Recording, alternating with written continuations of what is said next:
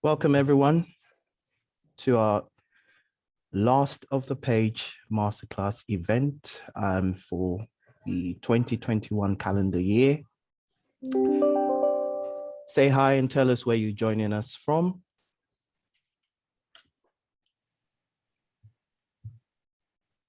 Please send in your messages. Say hi, tell us where you're joining us from. We have two business experts with us today, Rob and Alan, to discuss the topic unlocking innovation through business experimentation. Hi from Israel, Judah. Nice to see you, Judah. Hope the weather is not as cold and wet as it is here. Please remember to keep your microphones muted. We'll be recording this event and sharing it with you as well. Keep sending the messages. Keep sending the messages. Tell us where you're joining us from.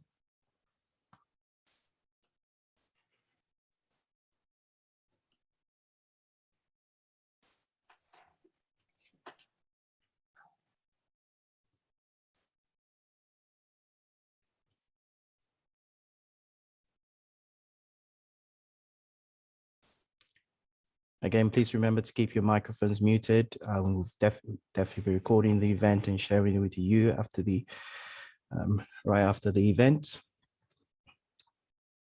Okay, so we would start straight away.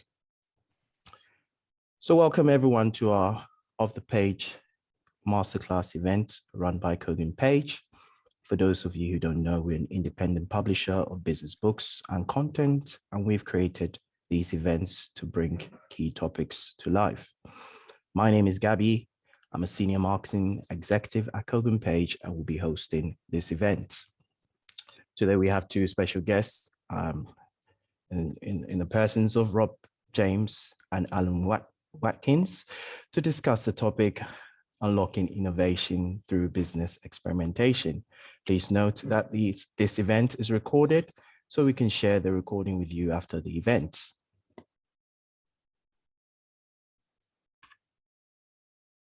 If you'd like to find more from Kogan Page and our experts today, you can connect with us using these tags. If you like more information on the topic, remember that you can save 25% on business experimentation and the book Coherence using the code OTPM25 at koganpage.com.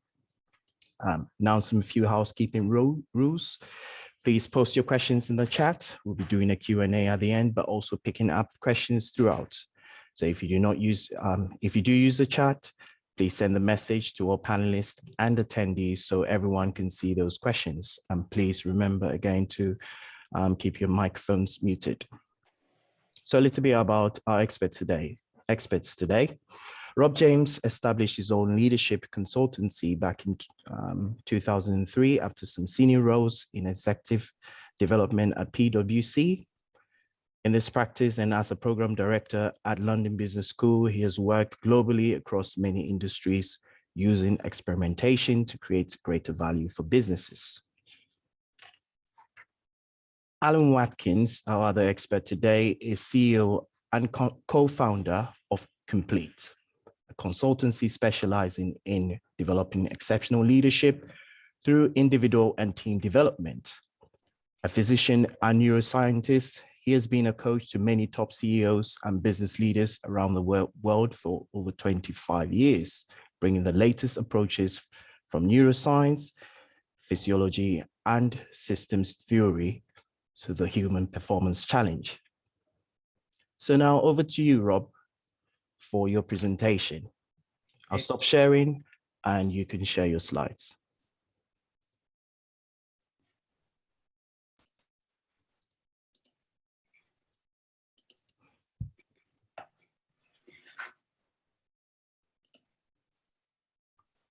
How's that, guys? Can you see that? Okay. Yes. Yeah. Yes, Rob, we can see your slides. Okay. Well, good morning, good afternoon, and good evening, wherever you are joining us. I've got just a short period of time, 15 minutes or so, just to provide some insights into how organizations can benefit from an experimental approach to business. And what I wanted to do was to start to begin with, to look at what we mean by business experimentation. I wanted to look also at why it's so relevant today, particularly post-pandemic.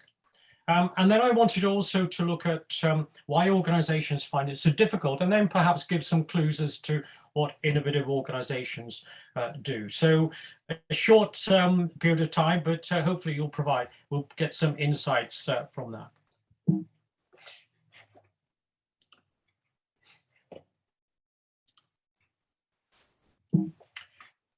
Just trying to get the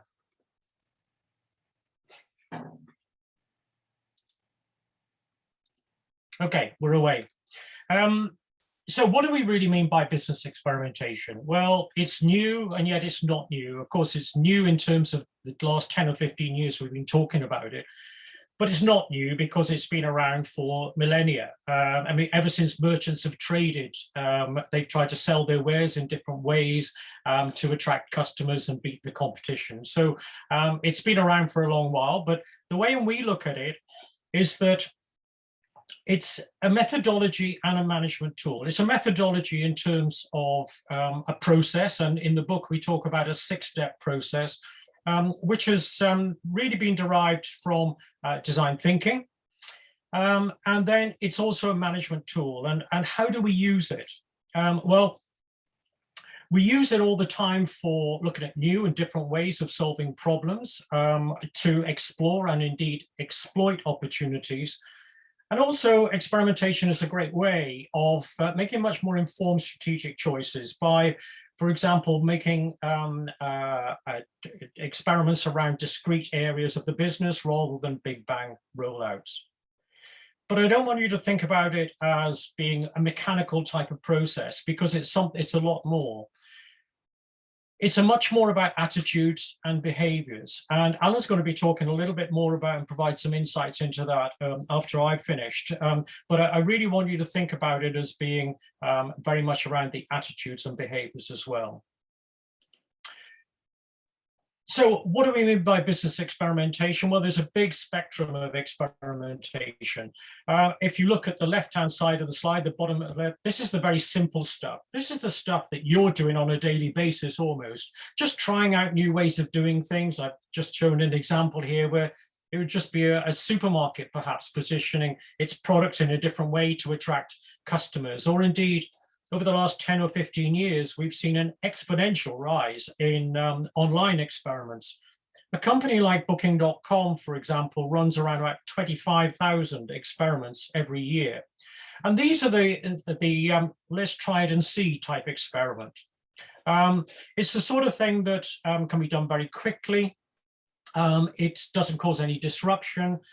You get quick feedback and you can act upon it. And something like I mentioned then, Booking.com, for example, they might run loads and loads, thousands of experiments, as I said, but ultimately there might be just 5 or 6 good value-adding experiments. So it's part of a numbers game here, and it's easily done. When we get to the other end of the spectrum, we're looking at things like proofs of concept, prototypes, minimum viable products, and so on. So this is much more complex. It's a much more replicating the final product. It's the aim of the experiments in that case is to test people's perceptions of a design or utilization or functionality of a product, and so on. So as we're going further up the spectrum, we're getting more complex and more complicated. And as we do that, as complexity increases, so we need to have much greater confidence in the data if we're going to make important decisions. So the more important the decisions, of course, the more confidence we have to have in the data. And what that really means is then we have to take not just a try it and see type approach, but a much more robust process, a much more scientific approach. And that's the area in which I tend to work mostly with organizations, and which most of the examples in the book are about. That was a quick flick then, but the other thing that I wanted to share with you is why we see experimentation as so important and so relevant today. Well, the first one, as you'll see at the top, is around big data. As we all know, never before have organizations been so overwhelmed by the amount of data and the information which they have to process. It creates a real headache, and they have to make conclusions based on all of that information. And a lot of that information is historical. So they make a conclusion or a proposition, and experimentation is a way to test that assumption or that proposition as well. So it's become really valuable in testing those propositions and those aspects.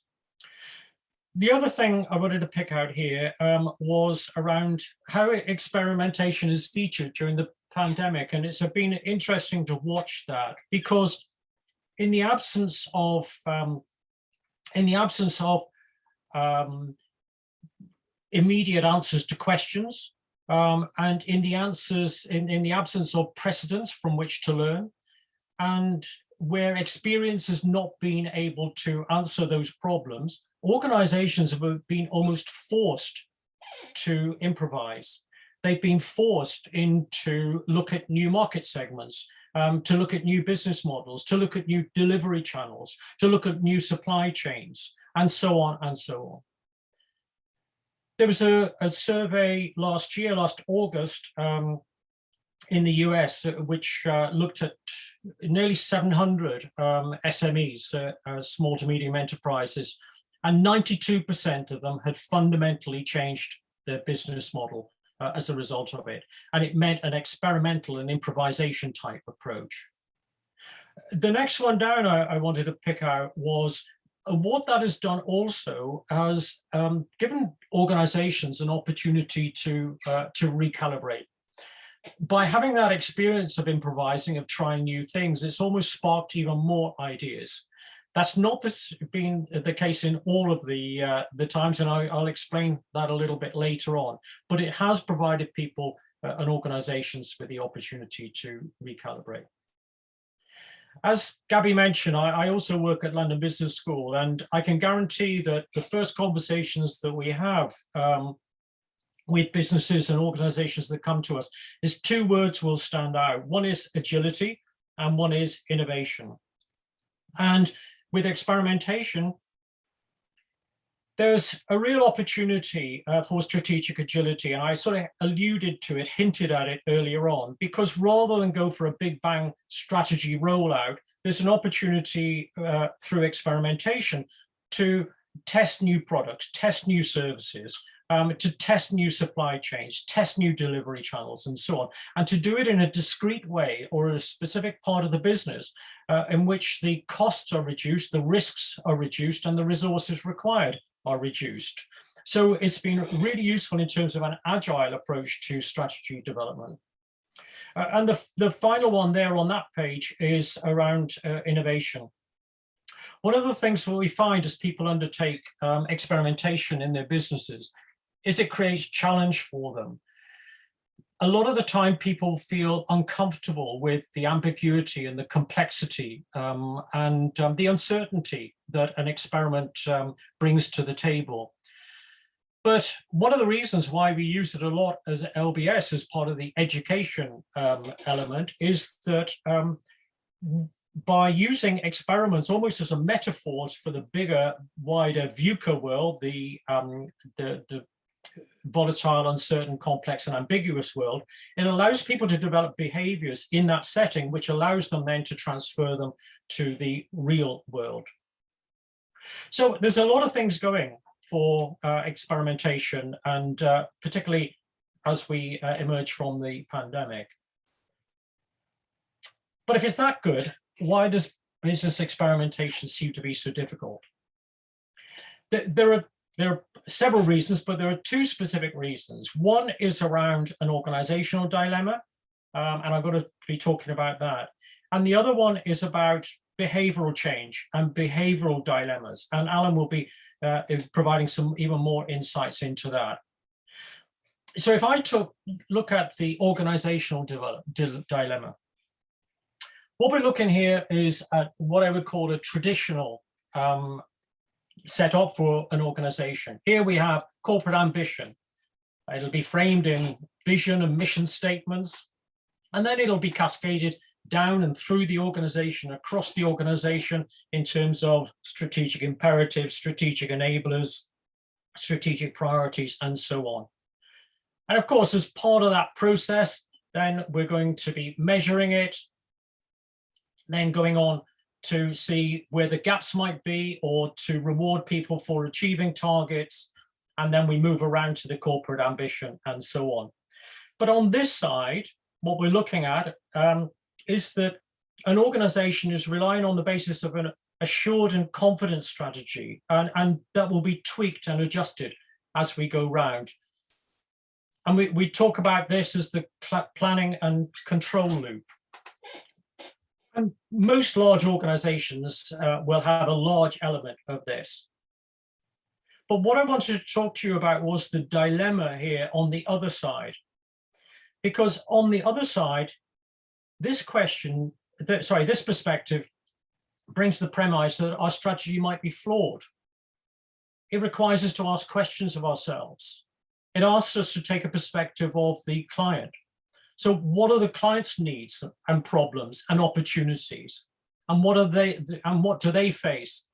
And to which of these is our strategy the solution? So it starts to get us to think about, are we doing the right things? And from questioning, are we doing the right things?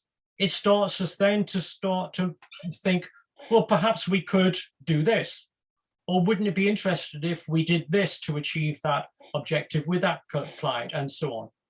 So by starting with those questions and then thinking about ways in which we might achieve those questions, we start to develop hypotheses. And of course, then we test the hypotheses, we gain information about it, and that could be proven or disproven. We review and we go around again. And that's something we would call the experimentation loop. The dilemma for an organization then is, and you might even think about it in your own organizations, because the question would be, if we were to put a percentage of where our organization works on the planning loop or the control loop, would it be 50-50? Would it be 80-20? Would it be 70-30 or whatever? So that question would be, how would we sit now? But the most important question then would be, how do we need to sit? What should the percentage, what should the balance be between these two loops? Inevitably, we have to be working to a degree in that planning and control loop. But are we doing too much? And should we be doing more on the experimentation loop? So this is the organizational dilemma which organizations face as they're trying to adopt an experimental approach.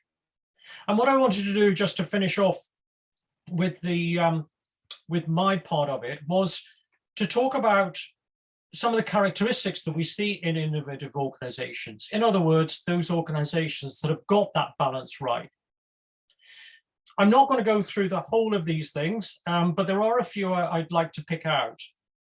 A lot of this is already in the book, and in much much greater depth, obviously. But the first thing I'd like to talk about is this one: organizations have leaders that admit to not having all the answers. I'd like you to think about perhaps times which you've had a boss in which they've said to you, I'm not sure about this, and they mean it genuinely. I'm not sure about this. What do you think? And that gives people they're really inspired. They think about their contribution being valued and so on.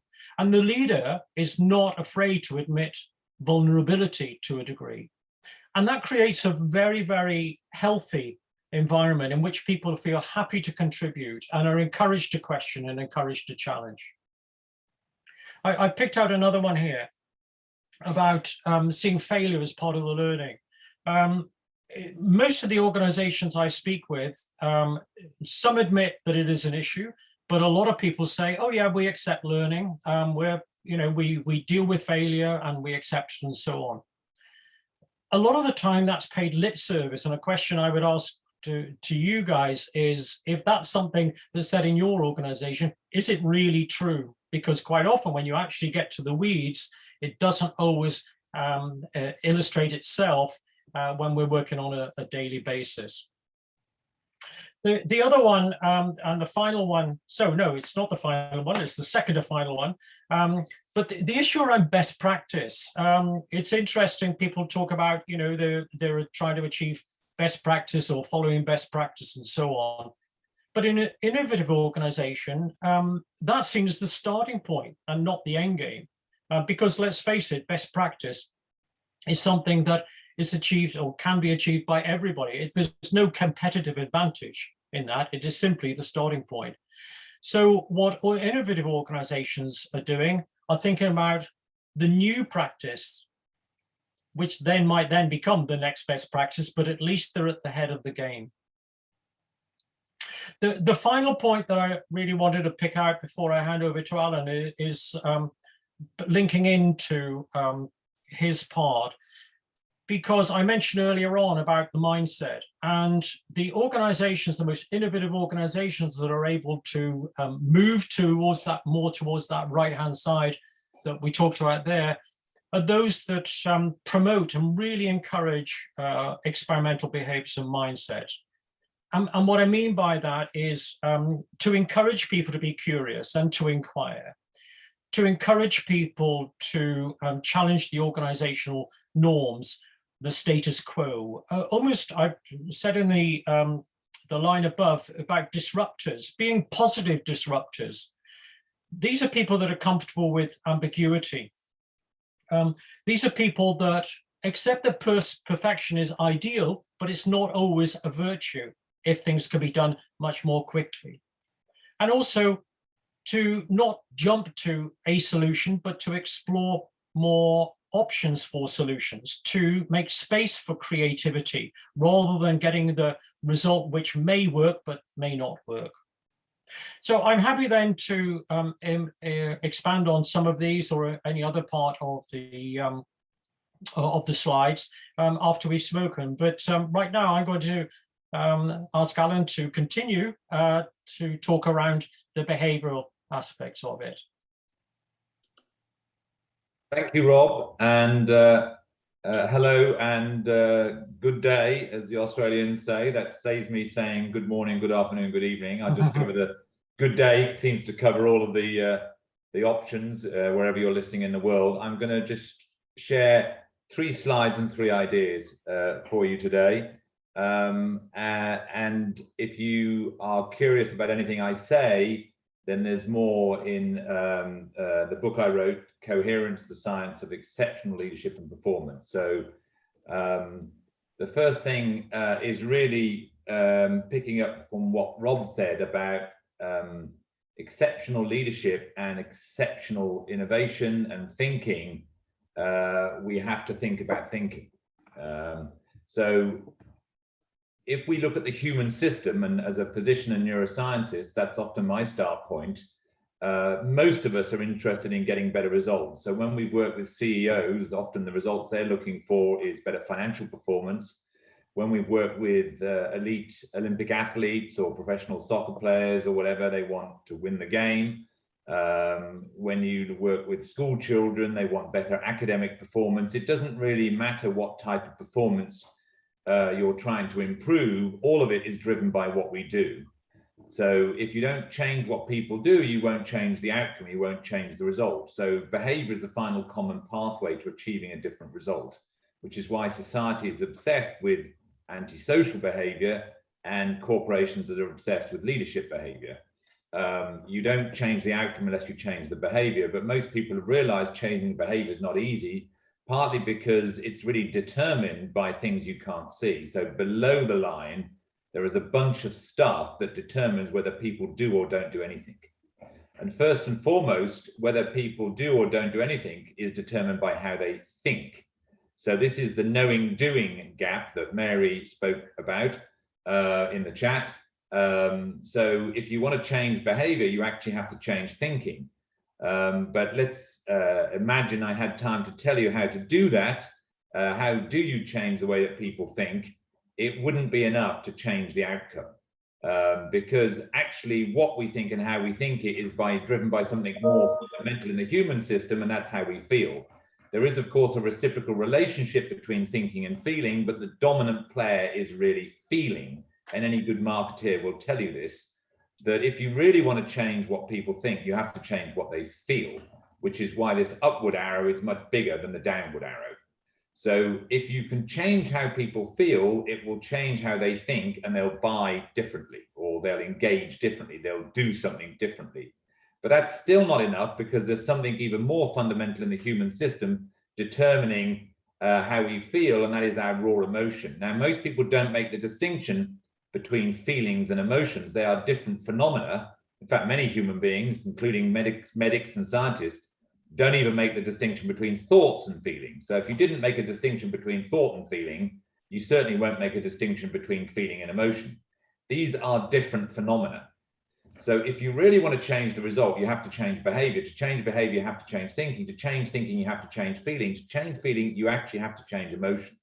It's still not enough. There's something more profound, deeper in the human system that's driving our emotion. And in the basement, that's human physiology. So there are actually 4 levels to the human system that you can't see. So rather than just the gap between thinking and doing, this is really the gap between being and thinking and doing.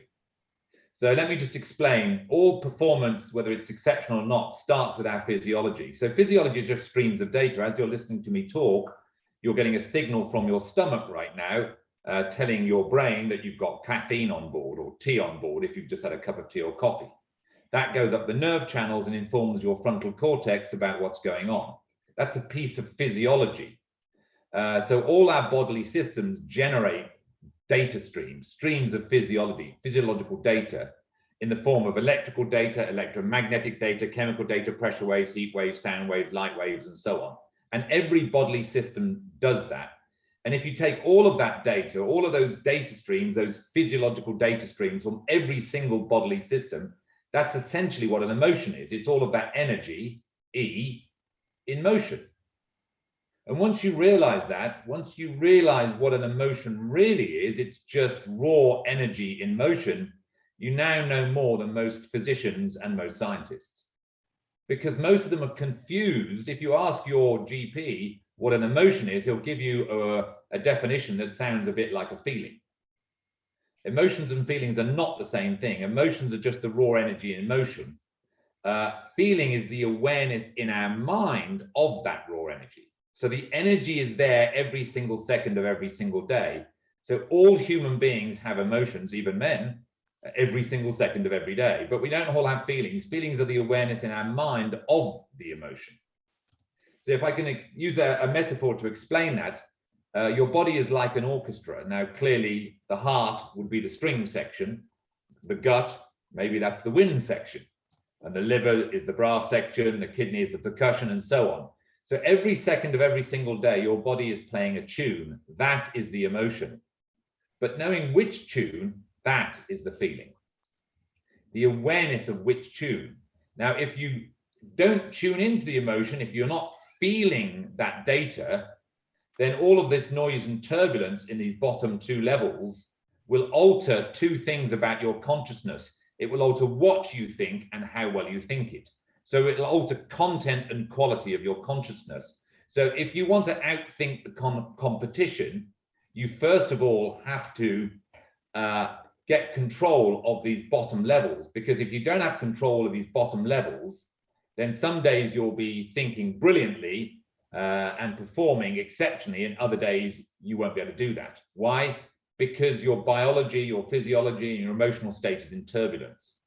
So the start point to being exceptional is you've got to get control of every level of the human system to be consistently brilliant every single day. It is possible to be brilliant every single day if you learn to control every single level of the system. If you don't control, then your performance is brittle and it's likely to collapse under the slightest bit of pressure. So when you put somebody under pressure, the biology goes into chaos. The chaotic biology, which you may or may not feel, will inhibit cognitive processes, and you'll choose the wrong behavior and you'll get the wrong outcome. So we're all at risk of a brain shutdown under pressure. And we have game shows that take advantage of this, and it's entertaining and amusing. So we can induce a do-it-yourself lobotomy at a moment's notice just by creating biological chaos. So if you want to be exceptional, whether it's being an exceptional business leader, innovating, transforming, driving new processes, running experimentation, you've got to get control of every level of the human system. So that's an absolute must. So let's imagine, and if you read the book, we'll show you how to do that, you've got control of your biology. Then the second slide comes into play, which is once we've avoided a do-it-yourself lobotomy, we need to develop our innovative abilities. Now, how do we actually do that? Well, if you look at the way that human beings develop, there are 10 levels, if you will, of development. So I just want to run them through quickly. Most of you will have experienced some of these. The first level of development really blossoms at about 1 year old. And this is the moment where a human being realizes they exist as a physical entity. They do this experiment, to use one of Rob's words, they look in a mirror, a 1-year-old looks in the mirror and sees a reflection. And they start to realize that as they raise their hand, the baby in the mirror is raising their hand. And as they lower their hand, the baby in the mirror lowers their hand. So they raise the other hand. They do this experiment and they start to realize that thing looking back at them is me. So that's the emergence of what's called physical awareness. We're aware of our physical existence. We put our foot in our mouth and we bite it and our toe hurts and our gum hurts. And then we bite the dummy and we feel nothing. So we bite our thumb, that hurts. We bite the dummy, nothing. So we become vaguely aware that we are the thing that hurts when you bite it. So we have an awareness of our physical existence, but it's not until we become 2 years old, and this is when it kicks in and roughly, do we become aware of the separate nature of our emotional existence. And prior to this emerging, you get the terrible twos, because if a 2-year-old's hungry, the world's hungry, and why aren't we eating? So, and a lovely experiment happens, and you can see this in any supermarket on a weekend, is you'll see a child screaming with frustration and rage because they want the chocolate. And they think that you want the chocolate too, because there's only one emotion here, and that's desire for chocolate. And why aren't you crying? Because I'm crying and I'm frustrated. Why aren't you? And it starts to dawn on the 2-year-old that their emotions are not your emotions. So that's the experiment they run there, and they get the results and the realization that I'm crying, but you're not. So you see this 1,000-yard stare from a 2-year-old. Why aren't you crying? We are upset because we want the chocolate. And they start to realize that actually maybe you don't want the chocolate. And that's the experiment they run. And so the emergence of the emotional self happens around about 2 years old. So this is when it blossoms. But it's not until the next jump up, which is somewhere between 3 and 6 years old, where you get the emergence of conceptual awareness. So concept, and the main thing that happens here is language. Language, for example, is a noise to represent something. So the noise pen means this thing that I'm holding in my hand. The noise phone means this thing. So it's a noise to represent something. So language is just concept. And between the age of 3 and 6 years old, children use or acquire 30 new words every single day. So there's a phenomenal language acquisition.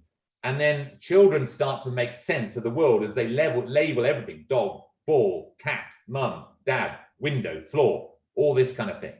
So they develop the awareness of their environment. So that happens between 3 and 6 years old. And the next step up of these 10 levels of development happens, blossoms between 6 and 9 years old, which is where most people learn the rules that govern the concepts. What makes a mummy and a daddy? You know, and they play games to learn the social rules or social scripts. So we play doctors and nurses, cowboys and Indians. And unfortunately, this is where many adults' development stops. So many of the adults you'll meet in your entire life are really operating on the inside at this same level, which is, you know, why you see adults in cosplay, because on the inside, they may look 30, 40, 50, 60, 70 on the outside, but on the inside, they're largely still 8 years old. And that's not being pejorative. You can actually measure it. they're still operating at an 8-year-old level. So, and they're still operating with a set of rules and operating according to those rules. They're effectively in the matrix and they don't realize it. Now, the first attempt to get beyond the rules happens in teenage years. So this level 5 of development, where people get into what's called transpersonal. So they move from concrete awareness to transpersonal. So this is when Greta Thunberg starts to wonder about the environment. As the early teenagers start to believe or understand there's something beyond themselves. They become a little less egocentric and they wake up to the fact that they're not the center of the universe. There are other things out there, and they start to wonder about those things. And they start to realize that the rules that they've been taught by their parents don't always apply. So they start to question the rules. So you get teenage conflict, and parents try to suppress that, not realizing it's actually a developmental stage. You shouldn't repress it. You should understand it and work with it. And so a teenage battle often ensues, and either the parents win that battle or the children win that battle. Regardless of who wins, when they leave home, a much bigger parent called society gets a grip of that individual and often pushes that individual back down into concrete awareness, and people go back to sleep and follow the rules. You've got to be a good citizen. You've got to get a job. You've got to get a car. You've got to get a relationship. You've got to get a career. You've got to do things. You've got to achieve things. You've got to earn money. You've got a whole set of rules. So most people go back to sleep until if they're really lucky, they have a midlife crisis. So in early or late teenage years or early adulthood, you either stay in transpersonal awareness and start fighting and battling with the world, or you get pushed back into the concrete. So most human beings you'll encounter are either 8 years old on the inside or 14 years old.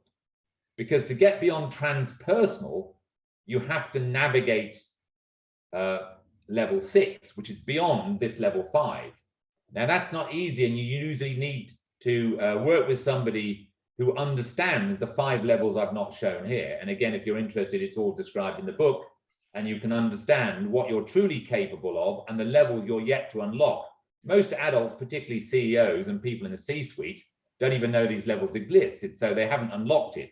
And why we see behavior in corporations of bullying and intimidation and so on, frankly, it's because those individuals, 40 or 50 on the outside, are still operating in concrete consciousness or transpersonal consciousness. So they're still operating at these levels, which is why you see the aberrant behavior and the poor outcomes. So that's the second point I want to make. If you've learned to manage your biology to avoid a brain shutdown, then you need to get into the idea and become curious about your own development, not only child development, but your own adult development and the 5 levels I've yet to show you. Now, the third thing I just want to land with you, in addition to that, is if you apply that all in an organization and we run a different experiment on the nature of innovation. So if you take the traditional approach to innovation, most companies operate on a stage gate model and an R&D funnel, where you've got to clear various stages. You have 100 ideas, you put them in the pot, you filter them, you test them, you do the R&D, and eventually you launch a product or service into the market. That is the traditional approach, and it's profoundly flawed, and all the data suggests that it doesn't work. The UK currently wastes 65 billion a year on failed product launch. So it's not working. So rather than push, what we want to do is run an experiment where we reverse the entire R&D process, and we start with the answer and let the market suck. So if you get innovation right, it really sucks. So I wrote a book called Innovation Sucks, and that requires you to put a mature integrator at the heart of the process. So break the dependency on experts and expertise and put a different person at the heart of the innovation process. And what you want is a polymath integrator at the heart of the integration process. And the third point I want to leave you with as a teaser is, if you look at these people, and they're usually the weirdos who get rejected in many companies because they don't fit, because they're not experts and they're not generalists. Most organizations operate on experts and generalists. This is the third leg of the stool. These are integrators or polymath integrators. and their minds operate in a very different way. And I just want to leave you this one thought. There are 3 levels of the way that a polymath integrator's mind operates. Is they've moved beyond concept awareness and an idea that drives a product launch or service. Is they've started to realize that ideas all operate in a context. So sometimes ideas are good, but if you don't get the context right, the idea won't land and it won't generate revenue. But where innovation goes off the charts is when human beings develop sufficient maturity to move beyond concept and context awareness into something called construct awareness. This is where innovation capability literally explodes to another whole level. So if I've teased you with some of those ideas, feel free to reach out, read the book, connect with us, and we can try and help you a little bit more understand what you're truly capable of. And it's way beyond what you might think you're capable of. So that's probably all I wanted to say for the moment, and then we'll throw it open to a few questions. Thank you, Alan. That was really insightful. Thank you, Rob, as well. Very good presentations. So to our audience, yeah, we're now in the live Q&A session, so please feel free to post your questions in the chat box, and Rob and Alan will be more than happy to answer those questions. So we'll go straight into that. So I'll open this up to both of you. What can small businesses who have limited budgets do to use experimentations? Mm-hmm. I mean, obviously it involves some cost and resources, but you've got a lot of small businesses, whether SMEs or startups. What can they do as well to gain from all the advantages that you did mention? Mm-hmm. Mm-hmm. So obviously I don't know the basis of the, shall I just answer this one to begin with, Alan? Yeah, sure. So obviously I don't know the basis of the question in terms of the person's situation, but there are a couple of things really. What I would suggest in small businesses, what we should look at is to start with identifying what are the problems that are impacting on the direction of the business. In other words, what are the big issues that the business is facing, or indeed, what are the opportunities? The type of thing that I would see in a small business, for instance, would be to get a couple of groups together.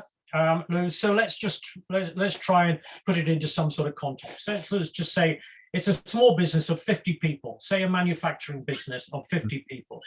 So to start the process around experimentation, it's really helpful then to get people into small groups within different functions and so on, and then to start to get them independently, as doesn't matter which level they are, to start thinking about what are the opportunities and what are the challenges we're facing? What are the things that we do well and what are the things that we could do differently? So in other words, you're identifying a challenge for the organization, whether it's a problem or it's an opportunity. So being clear about what the problems and challenges are. Organizations find that in itself is a great activity because it's empowering to those groups. It's involving lots of different employees, and people are quite often surprised at what comes out of it. So that's the first part of it. Then the next piece would be to say, okay, so if this is a problem, or let's talk about a problem. So if this is a problem impacting the business, again, in small work groups, we could start thinking about what can we do about that? What are the things that we've done in the past which didn't work, which we might learn from? What are the things that other people are doing? What is the experience that we've had? Or indeed, the third piece is to say, let's think about this a little bit outside of the box. Let's start thinking about even different ways. And it's at the point you've got a problem and you've got some potential solutions about it. The next stage then would be to hypothesize. So let's, for example, say that if we did X, then we will achieve Y to solve this problem. And then you undertake an experiment which allows you to test that hypothesis. It's probably difficult to go into too much detail without knowing the background, but I've sort of kept it quite broad, and I'm happy to pick up on any other questions that might emerge from that. Just picking. Is there anything that comes from that? Great, thank you, Rob. Who asked the question, Gabby? It was actually a question that I did ask on behalf of everyone. So. Okay. Yeah. But I've got another question specifically from someone in the audience called Ruler. And this question: how would you assess which stage of maturity an individual or leader is at? And is there an element of organizational culture maturity to measure that enables innovation? Alan, do you want to take a take on it first? So the answer to that second question is yes. The answer to the first question is there are multiple lines of intelligence or levels of development, levels of sophistication, if you will. So most people will be aware, for example, of emotional intelligence, and also be aware that that's a different line of development to cognitive intelligence. So these are analytical smarts, might be your cognitive line of development. Then you've got your emotional line of development. And then you've got levels of sophistication or maturity within emotional intelligence, within cognitive intelligence. So you've got lines and levels, okay? And there are hundreds of lines of development. So for example, we could measure Ruler's maturity as a chef. But if she doesn't run a restaurant, that doesn't really matter. So in most businesses, there are 8 lines of development that matter to pretty much every business. So there are 5 lines you can't see and 3 lines that you can see. So if you don't run a restaurant, there's no point in measuring the culinary line of development. It doesn't matter. But what matters is physical energy, i.e. there's a line of development. What level of sophistication is your physical energy? Have you got the energy to do something? And then emotional intelligence, cognitive intelligence, the sophistication of your value set, and the sophistication of your ego. So those are the 5 lines that matter in pretty much every business. And the lack of sophistication is a very strong predictor of failure. So we need to stop measuring personality and stop measuring strengths and stop measuring typologies. None of those things predict success or failure. So, but most organizations are obsessed with those descriptive assessments. We need to switch to developmental assessments, because what predicts success or failure is none of those things. What predicts is how sophisticated you are on those 5 lines. And then you imagine you've got maximum altitude on those internal lines that you can't see. It all has to relate to behavioral sophistication, because you could be the Dalai Lama on the inside, but if it doesn't show up in your behavior, it won't work. It won't change the outcome. So you have to measure behaviors. But imagine you live in a cave. So you might have very sophisticated behaviors, but you live in a cage. So the external lines, behaviors, then networks. So how networked are you? And the third and the final external line is the impact you have in those networks. So there are 8 lines of development that you can measure the maturity or sophistication across these key 8 lines. And that's one of the things we do. It's in the book. And understand, actually, if you want to recruit somebody or predict whether somebody who's promoted is going to succeed, you need developmental assessment, not descriptive assessment. And I could probably pick up on Ruder's question around the organizational maturity and how it impacts on innovation as well, because in simple terms, the more mature an organization is, the more difficult it is to become innovative. And in other words, the larger and the more embedded the culture is, the more difficult it is to change from a traditional. If you take the example I was showing you about the planning and control loop and the experimentation loop, most mature organizations with mature cultures are firmly in the left-hand side. So they've already got processes, hierarchies, structures, and so on, which become quite bureaucratic. And to overcome them and to challenge them then is more difficult. quite clearly. And then the question was about culture, organizational maturity. A new organization, a newish organization, which becomes much more agile, perhaps quite small and so on, will inevitably be more agile, more innovative. The challenge for an organization at that point, and we've seen it so many times, is that there's a point at which they cross the threshold where the agility that got them so far is no longer available because they've had to fit in certain systems and structures. So the innovative organization is really aware of that process, and they will only put in the systems and processes which will allow them to function properly and remain to be innovative. So in other words, they get the balance of the left-hand side and the right-hand side right. So one organization is trying to go from the left to the right. One organization is being forced from the right to the left, but it's getting the balance, and going from left to right is far, far more difficult. The more mature organization, the less innovative it is in general terms. Thank you both. That was really good. Following on that question, I would ask this question. So how can organizations help employees to gain more control over the levels of the human system? Alan, you mentioned that in your presentation, especially the ones below the thinking level, or is it a case where it's the total responsibility of every individual employee to make sure that those levels are where they need to be? Is there anything organizations can do as well to help them? Yeah, so it's the responsibility of the organizations to make available the tools for transformation to the individual, but the only person that can transform the individual is the individual themselves. So it's a joint partnership. The organizational responsibility to provide the tools, and the individual's responsibility is to apply the tools to themselves. I can't change you, Gabby, only you can change you, but I can give you the tools to change you and show you how the tool works. So if you're working in my company, I give you the tools, but I cannot change you.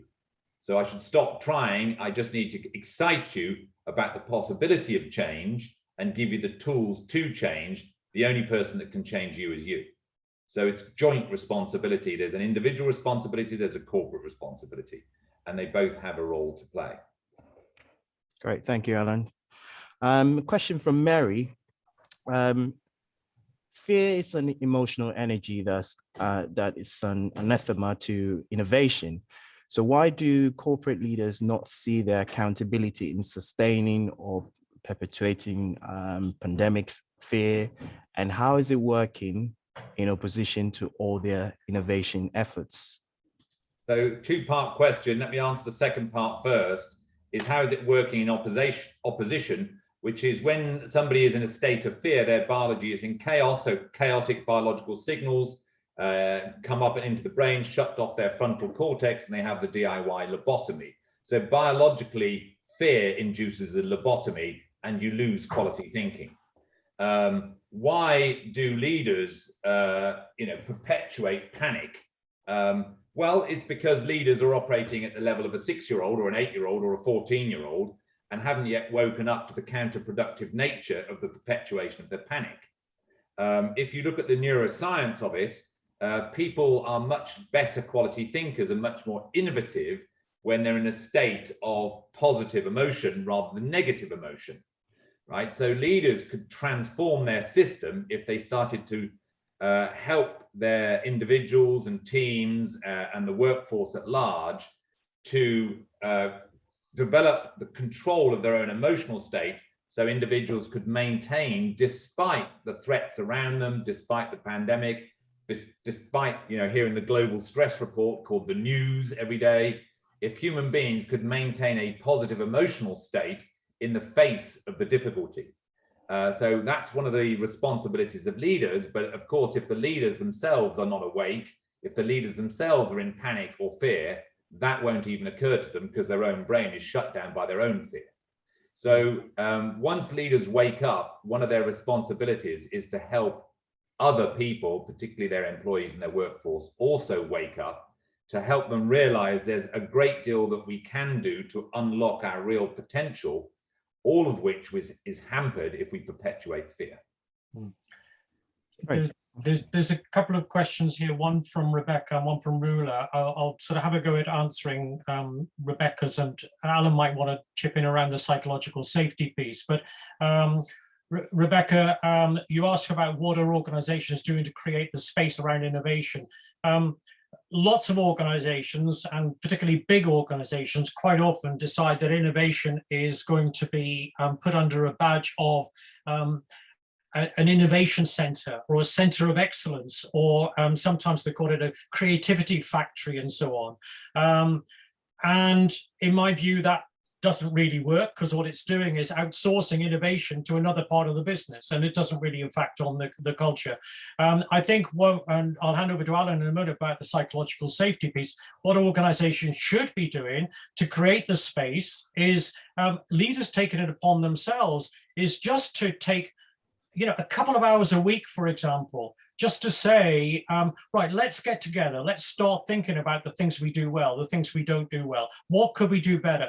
And then start by creating those discussions in an environment in which creates a psychological safety piece. Then you get really, really good contributions. And that's the start of the process. So in answer to your question, there's two things. There's the one way in which you could outsource it, but there's one that there's the responsibility of the leaders. And I prefer the individual leader piece. Great, thank you, Rob. Just to add the piece on psychological safety, again, individuals and organizations both have a responsibility. So the responsibility of the organization is to create a culture where people can speak up. But even with the best efforts, if people at an individual level feel scared, they're not going to speak up. So there is an individual responsibility to manage the anxiety, the fear, the panic. So both parties have got a role to play in the creation of psychological safety. So I could be a wonderfully reassuring leader, but because people in my team have had certain life experiences, they could just perpetually live in a state of fear, regardless of how capable I am at creating a safe culture. So it's a joint responsibility of the organization, of the leaders of the organization, and of the individual to create psychological safety. It's not all on one party or the other party. It's a joint deal. Rula asked a question about a questionnaire for organizational innovation, and you'll see it in the chat, Rula, that there was a link made, but I can't remember, it was Rebecca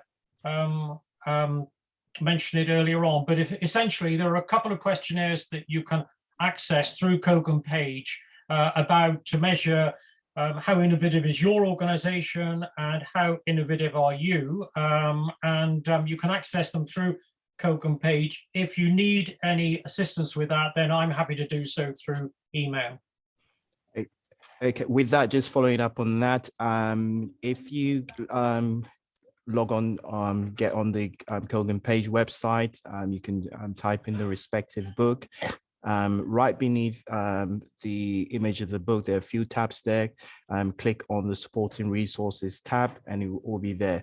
But you need to sign in to have a Kogan page account to be able to access those supporting resources. So just sign up on the Kogan page website, go on the supporting resources tab, and you're able to download all those supporting resources. Okay, thank you both Rob and Alan. It's been really great having you, really good presentations and some really good insightful answers to those questions. And now for everyone, if you've missed any of our previous events, we've put some on the screen, which you can still watch the recordings of on our website, koganpage.com. You can also view the full list and sign up to any upcoming events next year. Just a reminder as well about the discount codes, discounts available on our website using the code OTPM25 for business experimentation by Rob James and his co-author, and Coherence by Alan Watkins. You can get 25% discount right now using the that code OTPM25. and the recording will be emailed to you all. Thank you all for coming and have a great day. And thank you, Rob. Thank you, Alan. It's been really exciting having you both today share your insights. Hope to speak to you later. All right. Thank you for now. Bye for now. Bye-bye. Bye. Bye-bye.